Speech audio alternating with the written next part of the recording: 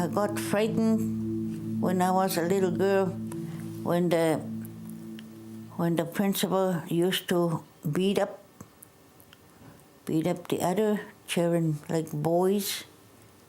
The boys got the most beating. They used to call it bench party, and it was usually done after supper. And that's where I got frightened, because I saw blood. I remember when we had to shower. You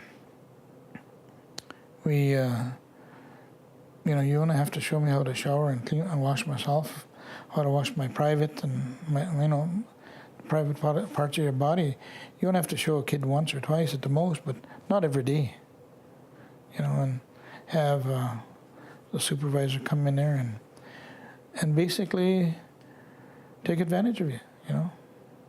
I just remember arriving there and donning new clothes and, of course, getting a haircut and sitting in a classroom and being with other girls and witnessing my brother get punched by the supervisor.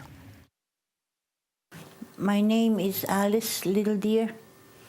I'm 78 years old. I spent about 8 years in residential school. My name is Raymond Mason. I'm 62 years old, and I attended residential school for 12 years. I'm Madeline Dion Stout. I'm 62 years old. I'm from the Kihiwan First Nation in Alberta. I attended Blue Quills Residential School for 36 consecutive months. That would be 3 years.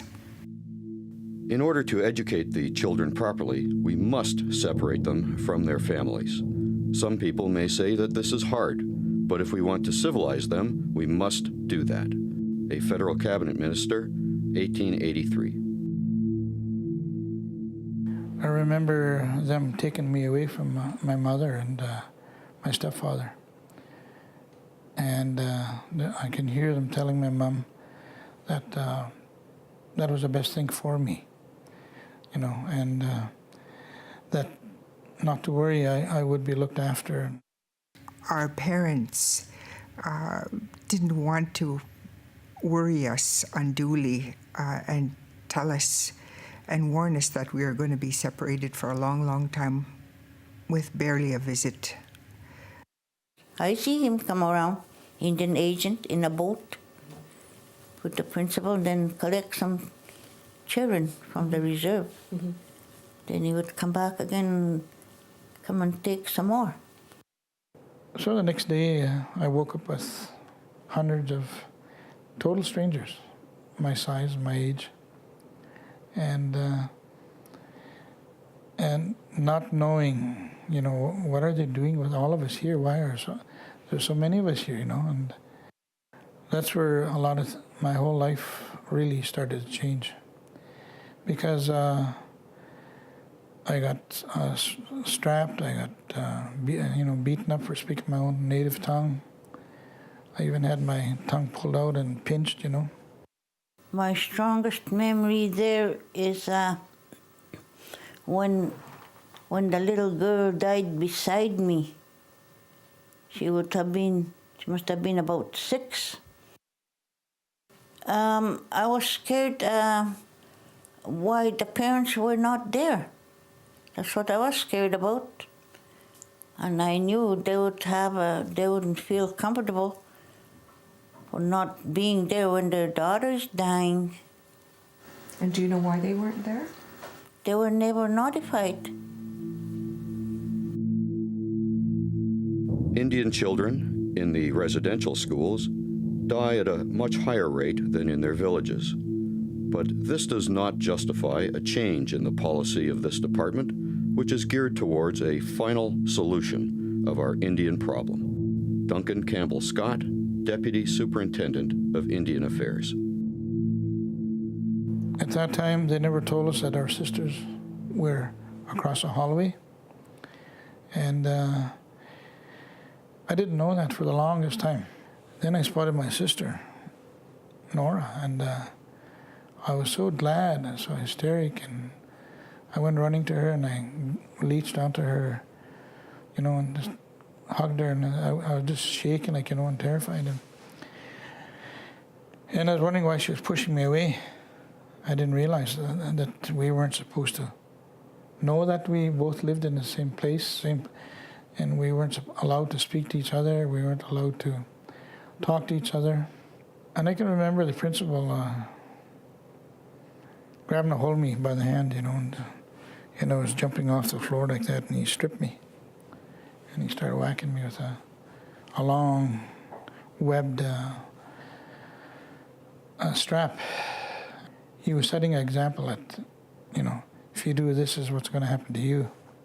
And all the other boys are watching, and the girls were still going through,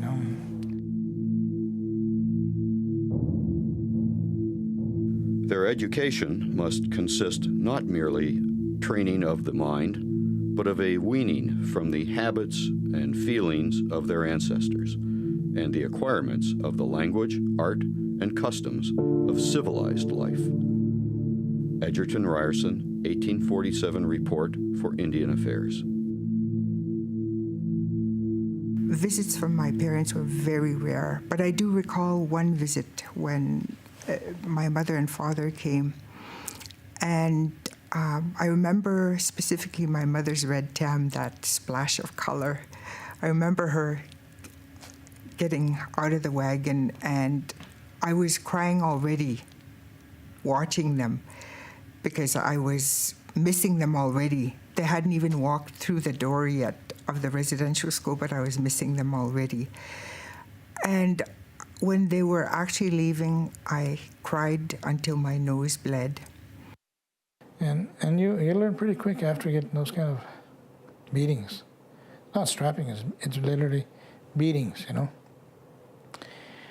And ever since that day, I tried to run away. And I made friends with a guy by the name of Donald Atkinson from Rosa River First Nation. And we planned, to take off. And when we got caught, we paid for dearly, Not only the RCMP gave us a licking, but the bigger boys that was helping them chase us down. Were you angry at your parents that they made you go to school? Sometimes I would think about them. I get mad for all giving me here, sending me over there where all the bad treatment is. And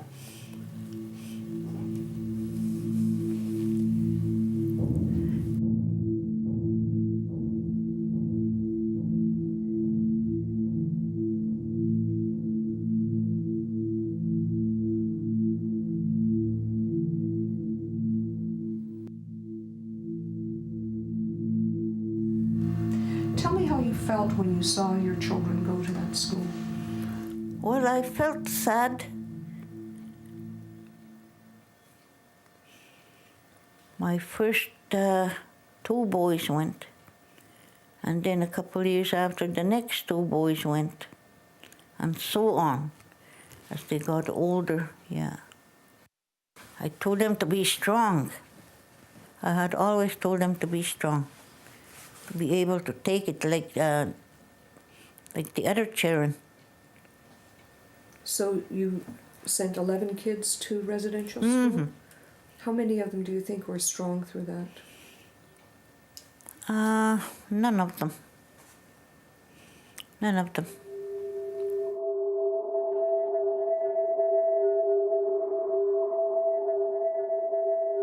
What about your children? How do you think it affected them being in residential Well, school? like I said, a little bit crazier than before they went to school. Their mind was a little bit more intact, staying at home with us. They knew how to hunt ducks, and they knew how to fish, and they knew how to snare rabbits and pick blueberries. Today you don't see that. And you think that's the school? Yeah. everything destroyed in our world. We didn't bother white people. White people bothered me.